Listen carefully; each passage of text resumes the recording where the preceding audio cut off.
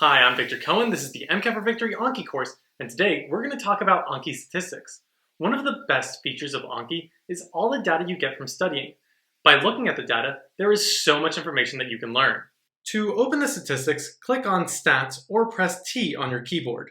The top of the screen includes information about your studying today.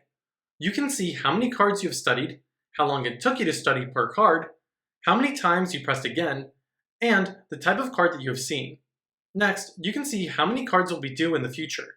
This shows you what your workload will look like over the next few days. You can see the total number of cards, how many you will have to study on average per day, and how many cards you will need to study tomorrow.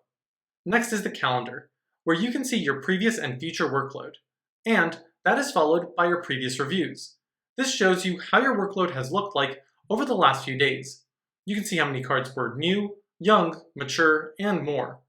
Under that is a pie chart, showing your card composition. You can see the percent of the deck that has been matured compared to how much is suspended, new, and young. After that is a review interval, showing exactly how mature your cards are.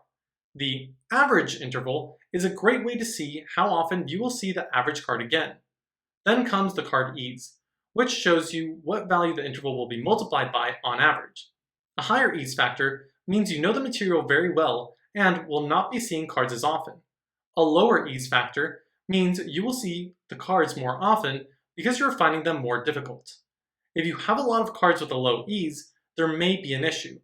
Make sure you always watch the relevant MCAT for Victory video before unsuspending the cards. I would also recommend reviewing the textbook to make sure you understand the concepts well. Below that, we have the hourly breakdown, which can tell you if you are a morning person or a night owl. You can see how many cards you reviewed during different parts of the day and what time you are likely to perform better. Even though I generally used to consider myself a night owl, my data showed me that my performance is best early in the morning. Next we have the answer buttons, which tells you how often you select again, hard, good, and easy. Fortunately, this is divided between learning, young, and mature cards. Anki's algorithm will try to get this number close to around 85% for young and mature cards. Finally, at the bottom of the statistics is the added section, which shows you the cards that were created. Take a look at the statistics as you study to learn more about yourself.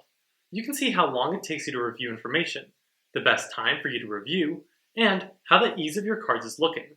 You can also take a look at your future workload to prepare yourself for days where you'll have an increased workload. And that's where I'm going to end this episode. In this video, we covered how to use Anki statistics. Next episode is an optional video where you can learn how to customize the look of the Anki flashcards. It involves a little bit of simple coding, but it can be fun.